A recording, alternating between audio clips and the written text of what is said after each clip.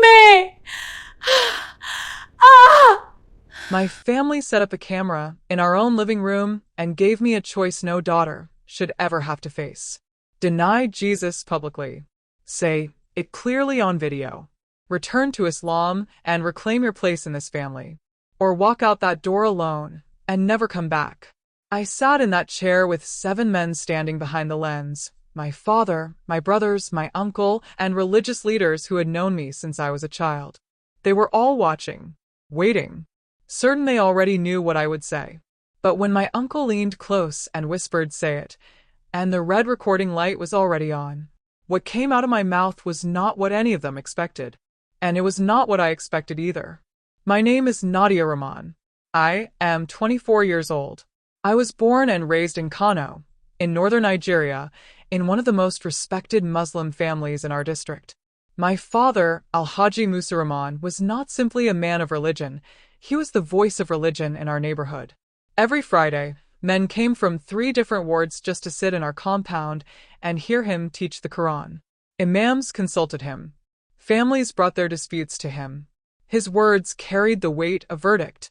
When Alhaji Musa Rahman spoke, no one argued. No one questioned. No one dared. My mother, Hajia Fatimat, was everything a Muslim wife was meant to be. Quiet, tireless, devoted. She woke before dawn to prepare food. She served without complaint. She never raised her voice. The women of the mosque pointed to her the way you point to a mountain, not to touch, just to acknowledge what perfect obedience looked like. I grew up inside that picture.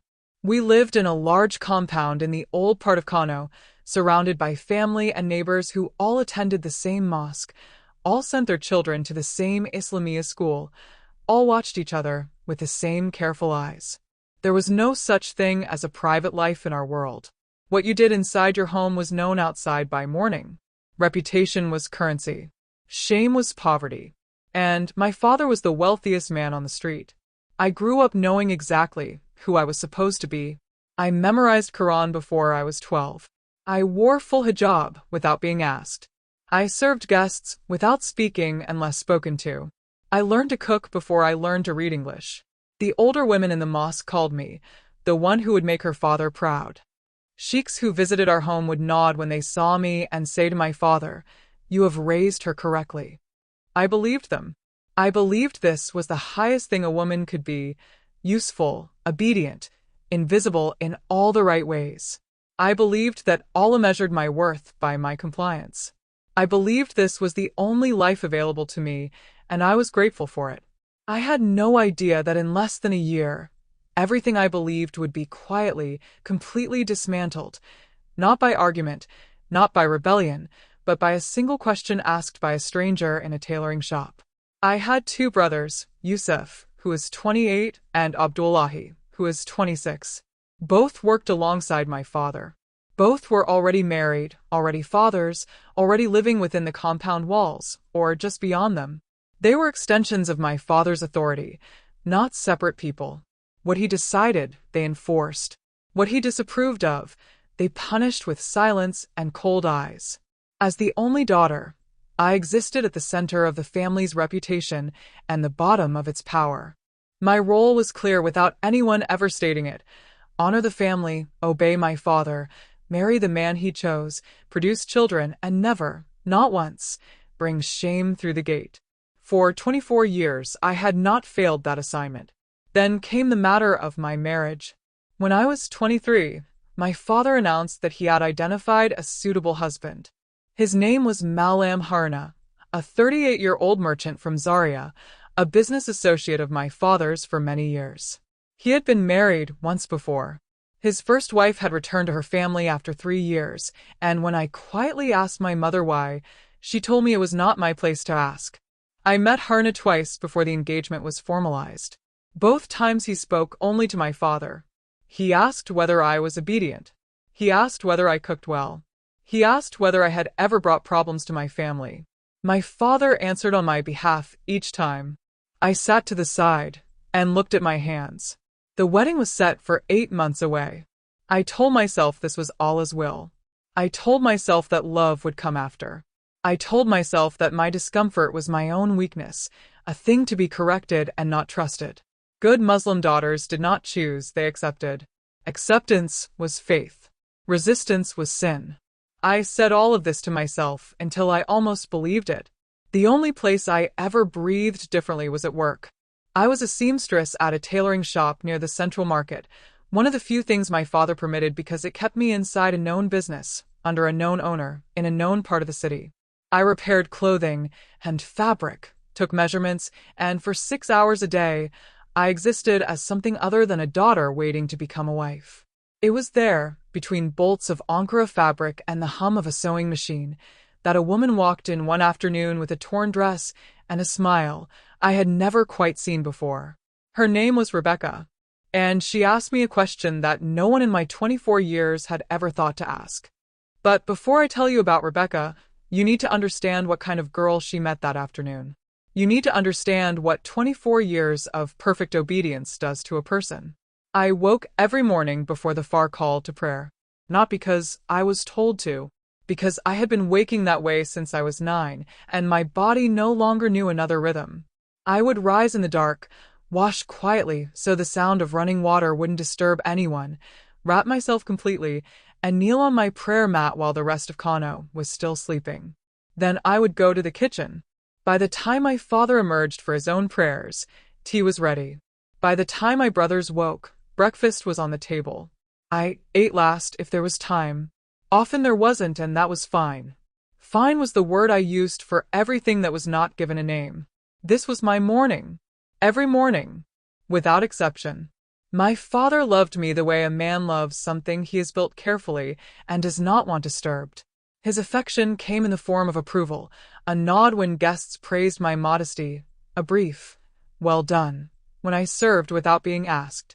He was not a cruel man. He was a certain one. Certain about God, certain about family, certain about the exact shape a daughter's life should take. His certainty left no room for my uncertainty, so I learned to keep mine very quiet. My mother was the lesson I studied most closely, and the one that frightened me most. She had been beautiful once. I could see it in the photographs from her wedding, the brightness in her eyes that the years had slowly dimmed. Now she moved through the house like a woman trying not to take up too much space. She never complained. She never refused. She smiled at guests and cried only when she thought everyone was asleep. I heard her sometimes through the wall between our rooms. I never asked her about it. We did not have that kind of language between us. We had tasks. We had duties. We had the comfortable silence of two people who understand each other completely and have agreed, without words, never to say it out loud. My brothers, Yusuf and Abdullahi, occupied the house like men who had been told, from birth, that it belonged to them. They left dishes where they finished eating. They spoke over my sentences, without noticing. They were not unkind. They were simply unaware that my comfort was a thing that could exist. I was the sister. I was furniture with feelings, present, functional, and not particularly interesting. And yet, beneath all of it, beneath the prayers and the covered hair and the careful silences, I was watching everything. I noticed which Quranic verses my father quoted most, and which ones he avoided. I noticed when my mother's hands shook slightly when she poured tea for guests who spoke too loudly. I noticed that my brothers never once asked me what I thought about anything, but always assumed I agreed. I was not stupid. I was just not allowed to be interesting. I had no language for what lived inside me, the questions with no permitted answers, the longing I couldn't name, the sense that somewhere beneath the good daughter was a person who had never once been asked to step forward. I had accepted that she might never be, until the tailoring shop.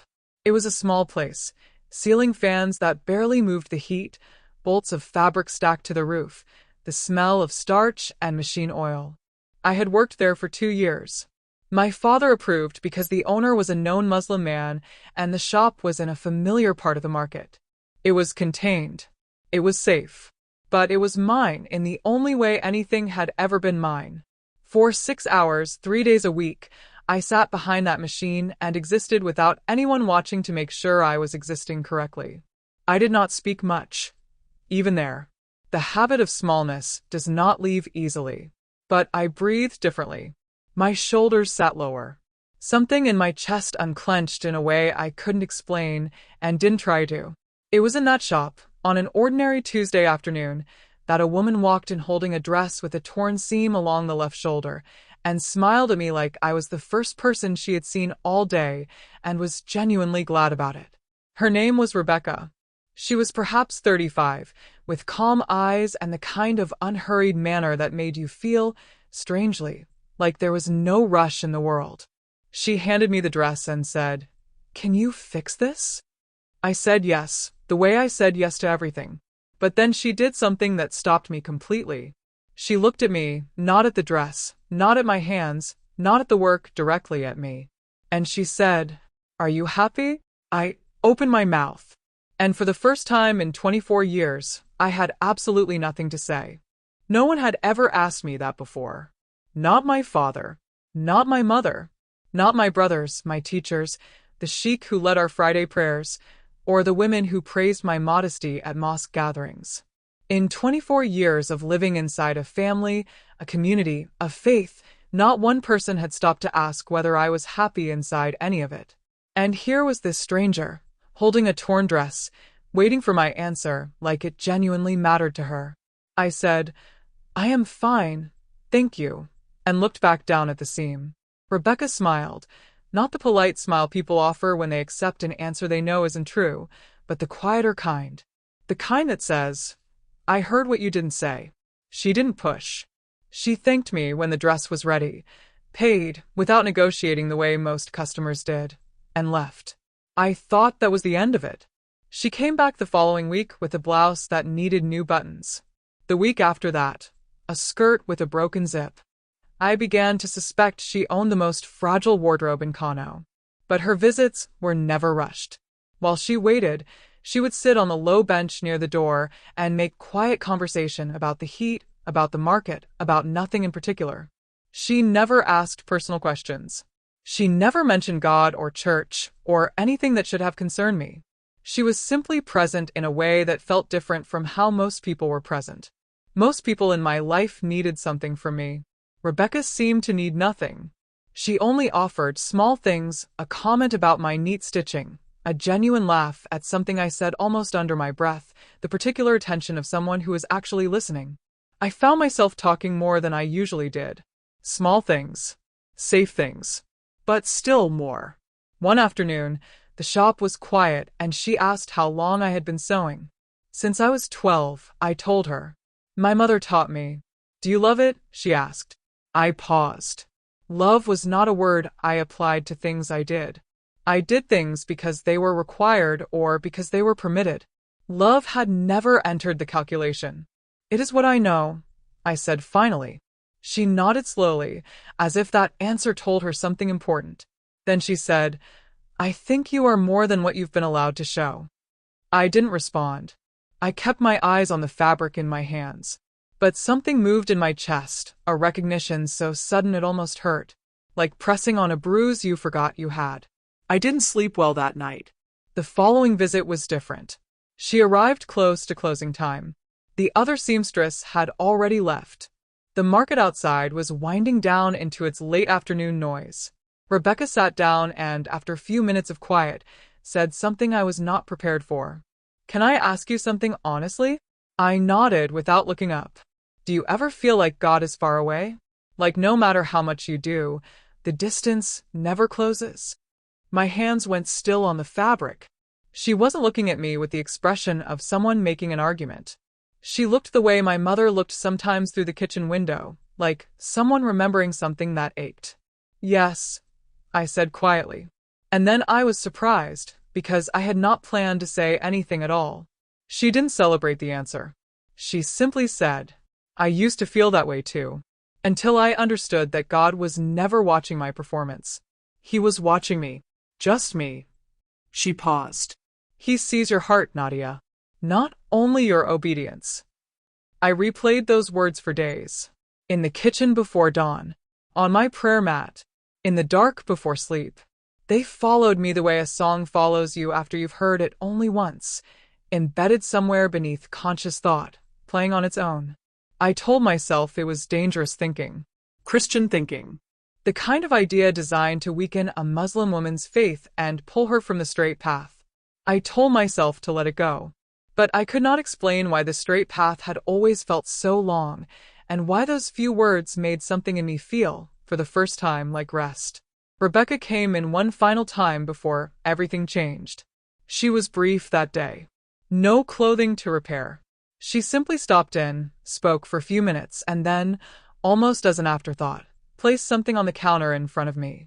It was small, wrapped in a square of plain cloth, folded carefully at the edges.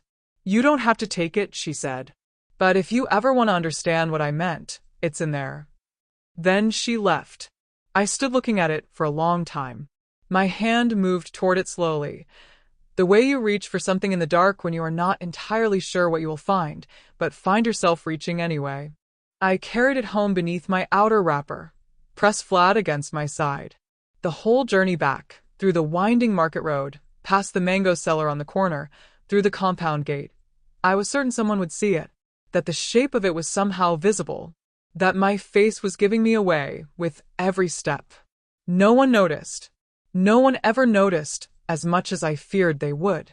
I hid it in the storage room at the back of the house, the small, windowless space where my mother kept extra cooking pots, dried grains in tied bags, and the folded prayer rugs that were rotated out during Ramadan.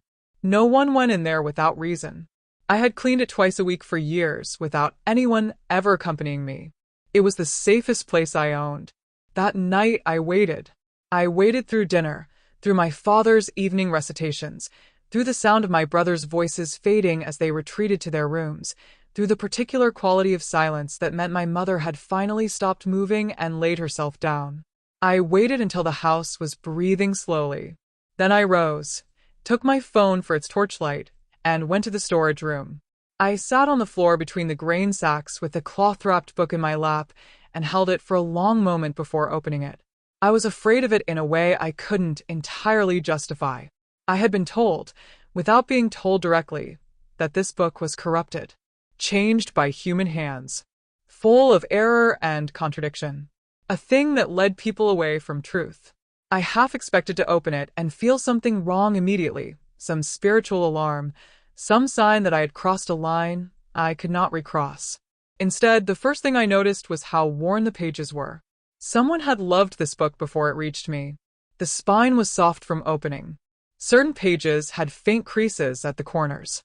It smelled of old paper and something else, something I associated, strangely, with my grandmother's room when I was a child. I could not name why that made my throat tighten. I began to read.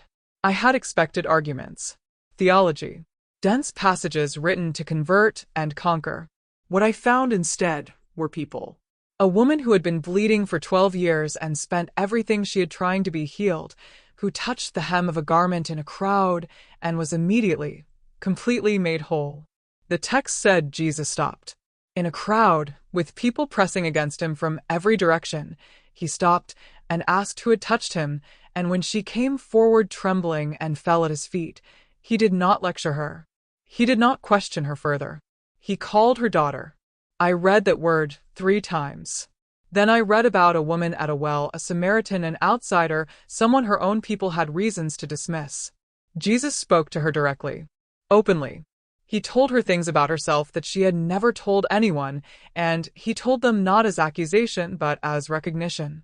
She ran back to her village and said, "Come and see a man who told me everything I ever did. Not a man who condemned me for it.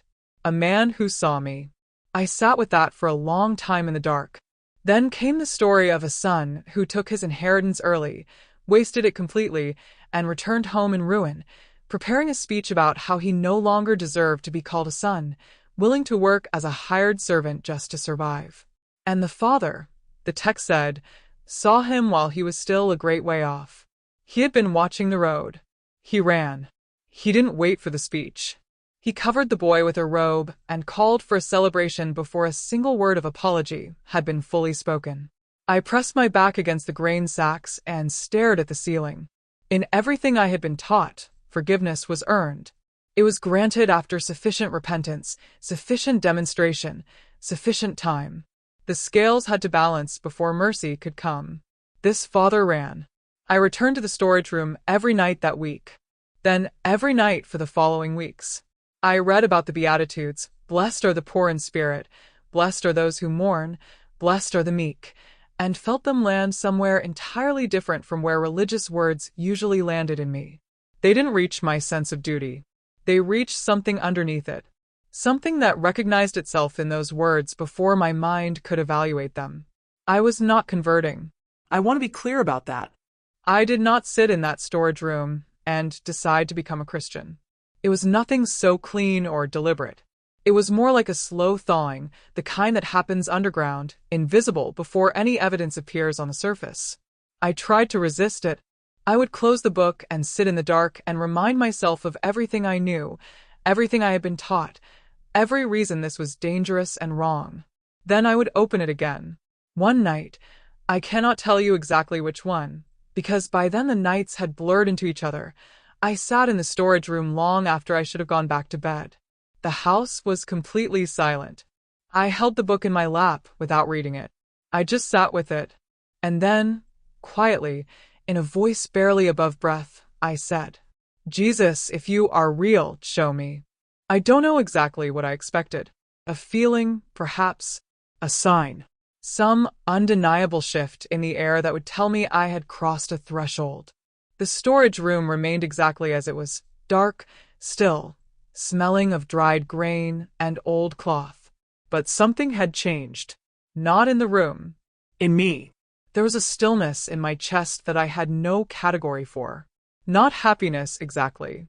Not relief. Something quieter than both.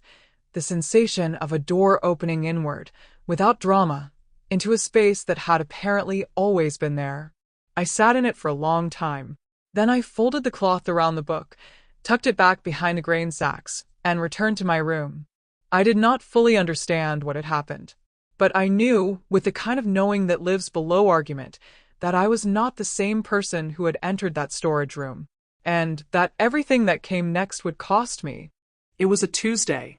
I remember because I was supposed to go to the shop that afternoon, and I had been thinking about it since morning, the quiet, the machine, the 6 hours of breathing differently. I was in the kitchen washing dishes from breakfast when I heard my brother Abdullahi's voice cut through the house from the direction of the sleeping quarters. He said my name once. Just once. But something in the way he said it made my hands go still in the water. I found him standing in the doorway of my room, holding the book. He had gone in looking for a phone charger. He told us this later, as if the reason mattered. He had looked under my mattress because that was where spare cables sometimes ended up. And instead, he had found the cloth-wrapped Bible that I had moved from the storage room 3 nights earlier, after my mother mentioned she needed to reorganize the back shelves. I had moved it without a better plan. That was the mistake I would replay for a long time afterward. Abdullahi was not shouting. He was staring at me with an expression I had never seen on his face before, something between fury and confusion, like a man who has found evidence of something he doesn't yet have the words for. "What is this?" he said. I didn't answer. He said it again, louder and then louder than that, and within minutes the sound had pulled Yusuf from the sitting room, and my mother from the back of the house, and my father from the room where he had been resting. My father was the last to arrive. The others made noise. He was silent. He stood in the doorway of my room and looked at what Abdullahi was holding. Abdullahi passed it to him the way you pass evidence to a judge, carefully, with both hands, as if it carried its own weight. My father took it. He turned it over once. He read the cover. His hands, the same hands that had held Quran with such practiced reverence my entire life, began to tremble slightly at the edges. He looked at me. His voice, when it came, was almost gentle. "Is this yours?" The room was full of people. My mother near the window, with one hand pressed over her mouth. My brothers on either side of the doorway. The sounds of the neighborhood coming in from outside, a motorcycle, a child calling out, the ordinary noise of a Tuesday that did not know what was happening inside our walls. I thought about lying. I want to be honest about that. For one full breath, I considered it, the quick denial, the invented explanation, the performance of innocence. I had the words ready in my mouth before I had decided anything. But when I opened my mouth, what came out was, yes. Just that. One word. The silence that followed was the loudest thing I had ever heard. Then everything broke at once. My mother made a sound I had never heard her make. Not quite a cry, not quite a word, something between the two that came from a place beyond language. She turned toward the wall. Yusuf started shouting about shame, About the community. about what people would say, what the imam would say, what this meant for the family's name, as if my soul were a reputation problem to be managed. Abdullahi said I had brought a curse into the house. He said it the way he would state a fact. My father said nothing. He stood holding the book and looking at me, and his silence was worse than everything the others were saying combined. Because in his silence, I could see the precise moment a father decides a daughter has become a stranger. It did not happen in an instant. I watched it move across his face slowly, like weather. Then he turned and left the room. Inside the noise, inside the chaos of voices and my mother's crying and my brother's anger filling every corner of that house. I was terrified. I want to be truthful about that too. My hands were shaking. My stomach had turned to water. Every childhood instinct I had was screaming at me to collapse, to apologize, to find some way to reverse what one word had set in motion. But underneath the terror, and I cannot explain this adequately, only report it, there was something solid. Something that had not been there before the storage room nights. Something that did not move when everything else was moving. I pressed myself against it the way you press your back against a wall when the ground is uncertain. It held. They locked my room from the outside that night. I heard the bolt slide into place with a finality that made the walls feel smaller. I sat on the edge of my bed in the dark and waited to feel completely destroyed. Instead, I thought of the father in the story, the one who watched the road, the one who ran. I did not pray for my family to change their minds. I did not pray for rescue or reversal or a softening of what was coming. I simply sat in the dark with that quiet in my chest, the same quiet from the storage room, and let it hold me. At some point I slept. Morning came gray and still. I heard footsteps before the call to far prayer, deliberate, unhurried footsteps moving through the house, pausing outside my door. The low murmur of male voices consulting each other. They had been awake before dawn. They had already decided. The bolt slid back. The door opened. My father stood in the early light with his face arranged into something I had never seen before. Not anger anymore, but resolution. The face of a man who has made a choice and closed himself around it. Come, he said. We need you in the sitting room. They did not bring me to the sitting room that first morning. My father stood in the doorway, looked at me for a long moment, and then changed his mind about something. I could see it happen, a recalculation behind his eyes. He said, "Not yet," more to himself than to me, and pulled the door closed again. The bolt slid back into place. That was how the 3 days began. Confinement in a house you have lived in your entire life is a particular kind of strange.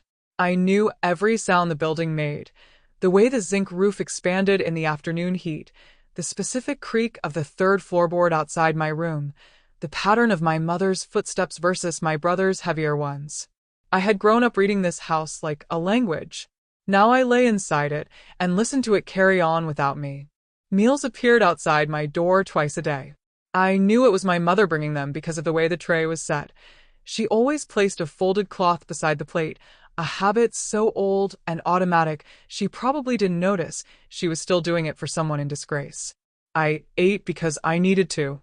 I left the cloth refold neatly on the tray when I pushed it back into the corridor. She never knocked. She never spoke through the door. Neither did anyone else.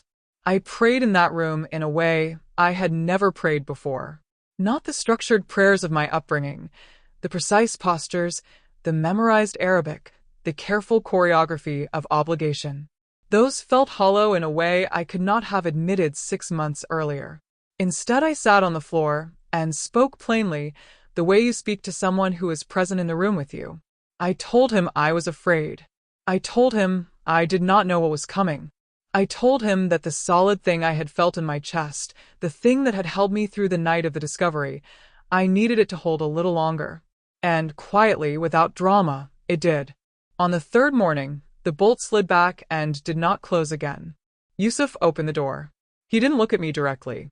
He said, "Baba wants you downstairs," and stepped aside in the corridor to let me pass, as though proximity to me required some management. I followed him down. I saw the camera before I saw the men. It stood on a tripod in the center of the sitting room. Our sitting room, the room where we had eaten and prayed and received guests my entire life, the room where I had served tea to imams and listened from the edge of things. It was a small camera, the kind used for video recording, mounted at eye level and pointed at a single wooden chair placed several feet in front of it. The red standby light glowed in the morning dimness, like a small ember. Arranged behind and around the camera were 7 men. My father stood slightly apart from the others, nearest the window. My uncle Bashir, his older brother, the one who had always spoken of me with the particular pride reserved for well-managed things, stood directly behind the tripod. My brothers flanked the sides. 3 men I recognized from the mosque stood to the left: Sheikh Umar, who had led our Friday prayers for 20 years, and 2 younger clerics whose names I did not know but whose faces I had seen at every community gathering since childhood. They were all watching me walk into the room. No one greeted me. My father gestured toward the chair. He delivered the ultimatum without raising his voice, which was the thing about my father that had always undone me most. Shouting could be endured. Shouting was emotion, and emotion passed. My father's quiet was something else entirely. It was architecture. Permanent. Load-bearing. He said, "You will make a statement on camera. You will say that you were deceived. You will say that you have returned to your senses and to Islam. You will say clearly that you reject the religion you were led into." He paused. "After this, we will manage what comes next as a family. You will still have a home. You will still have a mother." His eyes did not soften when he said it. He was not offering comfort. He was presenting terms. "If you refuse," he said, and then he stopped, as if the rest of the sentence was too self-evident to require speaking. I stood in front of that chair and felt everything pulling at me simultaneously. My mother's face, not the face she wore in public, but the private one, the one I saw sometimes in the kitchen before she knew I was watching, tired and soft and human in a way she was never permitted to be anywhere else. The smell of the house on Friday afternoons, the particular warmth of it, meat cooking and incense, and the sound of Quran from my father's room. 24 years of mornings. Everything I had ever known of safety, of home, of belonging, it was all standing on the other side of this camera, available if I would only perform a single, simple lie. I understood then that this was not a conversation. There would be no debate, no negotiation, no version of this where I explained myself and was heard. This room had been arranged before I arrived. The conclusion had been written before the camera was set up. This was an execution of identity. They were not asking me to renounce a religion. They were asking me to renounce myself. I sat down in the chair. The men shifted into position, my uncle behind the camera, my father to the right, my brothers at the edges of my vision. Someone reached forward and pressed a button on the camera. The red standby light stopped blinking. It held steady, and the recording began. My uncle's voice, when it came, was measured and official. He had clearly rehearsed this. Perhaps they all had, sitting together the previous night, working out the order of it, who would speak and when, how to structure a confession from a daughter who had not agreed to confess. He spoke the way men speak when they have decided that a matter is already settled, and the remaining steps are merely administrative. "State your full name," he said. The camera's red light held steady between us. I looked at it directly. I had decided, somewhere between sitting down and this moment, that I would not look at the floor. "Nadia Rahman," I said. He nodded, satisfied. A clean beginning. Evidence of cooperation. "Your age." 24. "And your religion, the religion of your birth, the religion of your family." "Islam," I said. Another nod. He was building something, brick by brick, and I could see the shape of it clearly, a foundation of true statements that would make the false one, when it came, appear to belong naturally with the rest. He let a brief pause sit in the room. Then, "Now tell Tell everyone who will see this that you reject the false religion you were deceived into. Tell us you return to Islam." The silence that followed was its own kind of weather. I felt my father shift his weight slightly to my right, heard the small sound of it. He leaned forward just barely, not aggressively, but with the focused attention of a man watching something he has spent considerable effort to arrange and cannot afford to go wrong. 7 pairs of eyes. I was aware of each of them differently. My uncle's impatient expectation behind the camera. Sheikh Umar's grave, folded authority to the left. My brother's barely contained agitation at the edges. My father's terrible quiet at the center of everything. And the chair beneath me. And the red light. And the words, the ones they wanted, which were right there, fully formed, already waiting in my throat. I could feel them, rehearsed by a lifetime of giving people what they needed to hear in order to be left in peace. The lie was so available, so practiced, so close. All I had to do was open my mouth and let it fall out, and the room would exhale, and my mother would still be reachable, and I would still have a home, and everything. "Say it," my father said, softly. Just those 2 words. And for 1 full second, suspended and enormous, I nearly did. Instead, something happened that I did not plan and cannot fully account for. From somewhere beneath the fear, beneath the calculating part of my mind that was still measuring costs and running calculations, from somewhere deeper than all of that, a prayer surfaced. Not spoken. Not even fully formed into words. More like a direction than a sentence. "Jesus, help me." That was all. What happened next was not a vision. There was no voice, no light, no dramatic sensation that I could describe as supernatural and have you believe me. I want to be precise about this because the truth of it matters more to me than a better story would. What happened was a ceasing.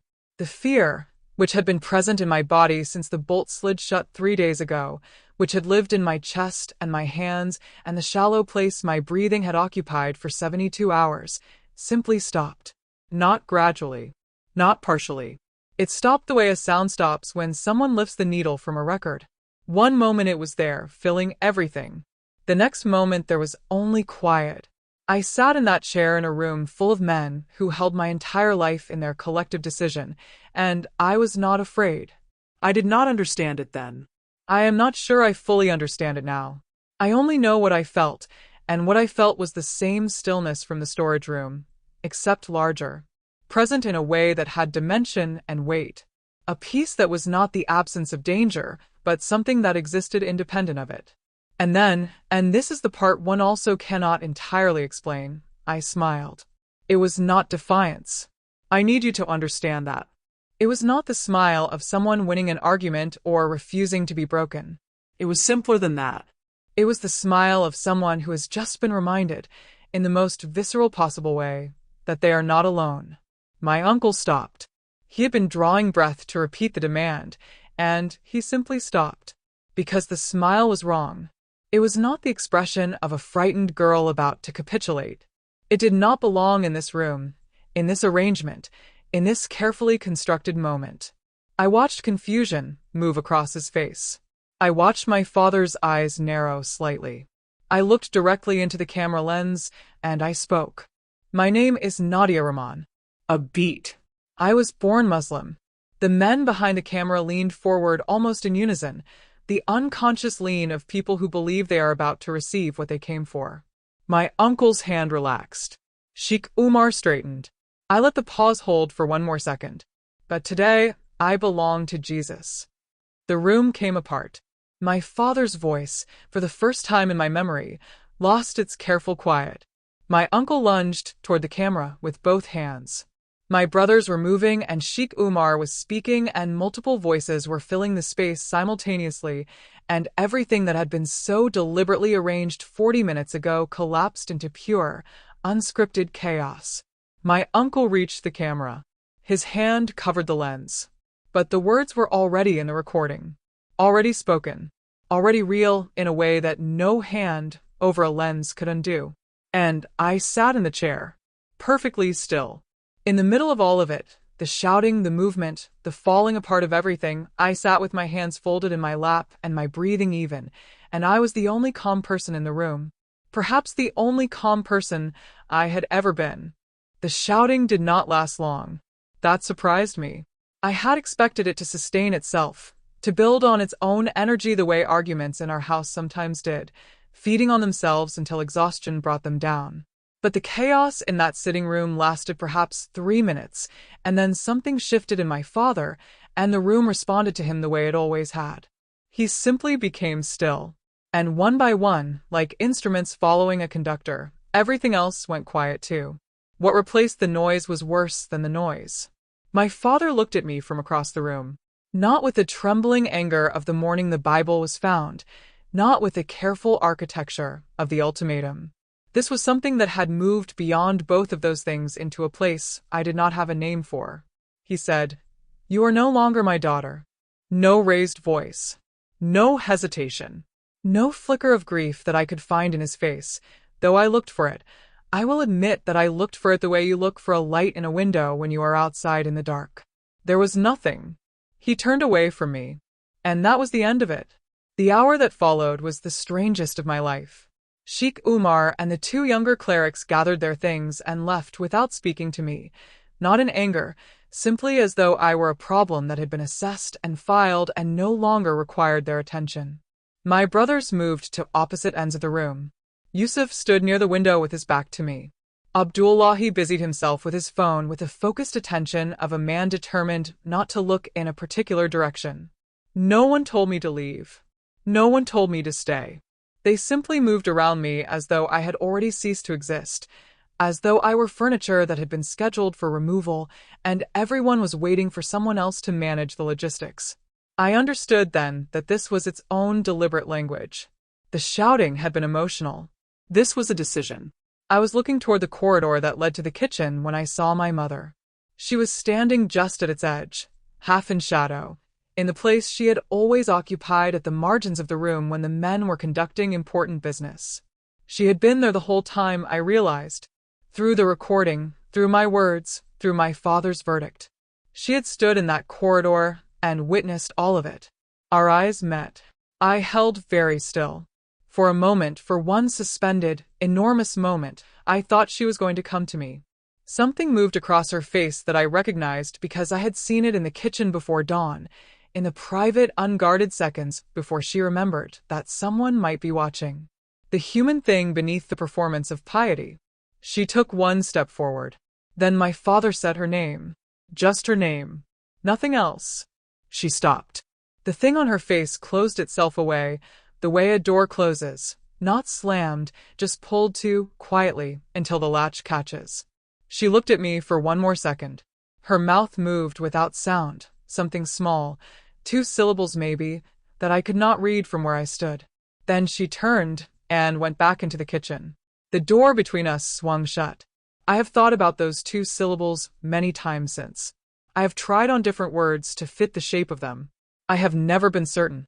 I have decided that the uncertainty is something I will carry rather than resolve, because the resolving would require a version of events I cannot verify and cannot afford to need. I went to my room. I did not have much. 24 years in that house, and what I could carry in my arms was startlingly small. A change of clothes, my phone, the small amount of money I had kept folded inside a cloth at the back of my drawer from months of sewing wages, kept for no particular reason except that it was mine in a way nothing else fully was. The Bible I wrapped in its cloth and held against my chest. I did not take long. I understood instinctively that prolonging it would only give the grief more surface area to work with. I moved through that room without letting myself look at too many things. I walked down the corridor, through the sitting room, where my brothers remained in their careful positions of non-seeing, through the front hallway, where visitors' shoes were neatly lined along the wall, past the framed calligraphy of Quranic verses that had hung by the door my entire life. I opened the front door and walked out. Kano received me with complete indifference. The afternoon was loud and hot, and entirely uninterested in what had just happened inside that compound. A motorcycle swerved past within feet of the gate. 2 women argued cheerfully over the price of tomatoes at the roadside. Children ran through a gap between buildings. The muezzin from a nearby mosque was calling something into the air that the wind was pulling apart before it could fully form. The world was completely, impersonally itself. I stood on the street outside my father's gate with no plan and no destination, and I waited to feel destroyed. The destruction did not come. What came instead was air. The simple, physical fact of it, moving into my lungs without restriction, without the low-level constriction that I had apparently been breathing around for so long, I had stopped noticing it. I began to walk. Slowly. No direction in particular. For the first time in 24 years, no one was watching to make sure I was walking correctly. The fear that had lived in my chest since the bolt slid shut 3 days ago, the fear that had lived, if I was truthful, for much longer than that, was gone. I was alone on a street in Kano with nothing. And I was, unmistakably, free. I walked until the afternoon became evening. I did not know where I was going. I want to be honest about that. There was no plan, no destination forming itself quietly in the background while I moved through the city. There was only walking, and the strange lightness of it, and the gradual awareness that the sun was lowering and I had nowhere to be when it finished. I sat eventually on a low concrete wall near the edge of the market, where the vendors were packing the last of their goods into bags and the road was settling into its quieter evening rhythm. I held the cloth-wrapped Bible in my lap. I had a small amount of money and a phone with a battery at 43%. I had no one to call who would answer the way I needed someone to answer. Then I thought of Rebecca. I did not have her number. We had never exchanged them. Our friendship, if it could be called that, had existed entirely within the walls of the tailoring shop, in the bounded hours of her visits. But I knew the shop. I knew the owner's name. I found a number through a contact in my phone, and I made a call I was not certain would go anywhere, and somehow, through a chain of 2 calls and a message relayed by the other seamstress, Rebecca's voice came through the speaker. She did not ask many questions that first night. She said, "Tell me where you are." She came within the hour. She brought me to a small house on the other side of the city. Not her home, but the home of a woman named Blessing, a soft-spoken schoolteacher in her 50s who had apparently housed people in difficult situations before and who opened her door that evening with the straightforward practicality of someone for whom helping was not an event but simply a feature of ordinary life. She showed me to a small room. She brought food. She said, "Rest tonight. Everything else can wait until morning." I sat on the edge of that bed in that unfamiliar room and waited, again, to feel destroyed. Instead, I slept deeply, without interruption, for the first time in days. The community I found in the weeks that followed was not what I expected. I had grown up understanding Christianity primarily as a threat, a competing system designed to pull Muslims from the true path, populated by people who wanted converts the way collectors want editions. I expected, even from Rebecca and Blessing, some version of that dynamic eventually. Some moment when the warmth would reveal itself as instrumental. When I would be asked to perform my transformation for an audience, to be the trophy of someone else's faithfulness. It never came. What came instead was ordinary human life, extended to include me without fanfare. Blessing's church was small, a congregation of perhaps 60 people meeting in a converted building 2 streets away, led by a quiet pastor named Emmanuel, who preached without theatrics and checked on his congregation with the consistency of someone who understood that faith was sustained in small moments, not large ones. They knew what I had come from. Rebecca had told them enough. But no one treated me as a spectacle. No one asked me to stand at the front and tell my story as evidence of something. They simply made room. A seat on Sunday. A plate at shared meals. Conversation that assumed my presence was normal because they had decided it was. I did not know how to receive it at first. 24 years of love that came with conditions had left me ill-equipped for love that came without them. I kept waiting for the terms to be revealed. I kept monitoring myself for whatever behavior might eventually exhaust their patience. The patience did not exhaust. Slowly. The way the shift in that storage room had happened, underground and invisible before it surfaced, I began to learn how to simply be somewhere without managing myself into acceptability. I learned to make small decisions without consulting anyone. What to eat, when to sleep, which passages of scripture I wanted to sit with in the morning. These were not large freedoms by the measure of most lives, but for me they were a new language, and I was learning it one word at a time. I will not tell you that I stopped missing my mother. I will not construct a resolution that requires me to be less honest than I have been throughout this story. I miss her. I miss the version of her I saw in the kitchen before she remembered that someone might be watching. I miss the folded cloth she placed beside every plate, the gesture so habitual she extended it even to a daughter in disgrace.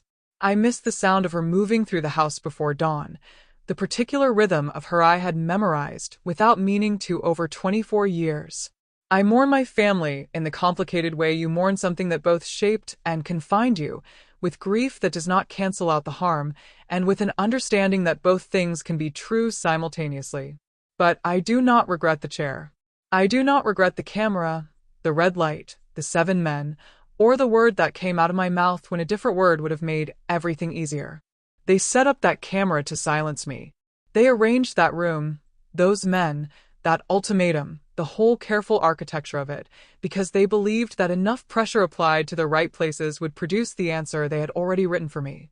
They thought fear would do what 24 years of obedience had trained it to do. They thought if they made the cost high enough, I would choose survival over truth. But something happened in that chair that they had not included in their calculations. I prayed, and the fear stopped.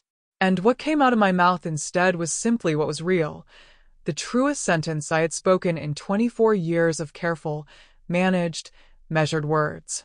I lost my family. I lost my home. I lost the only life I had ever known how to live. And I would make that same choice again. Every time. Without hesitation. Because I know now what I did not know before that storage room, before Rebecca, before the worn pages of a book I was never supposed to open.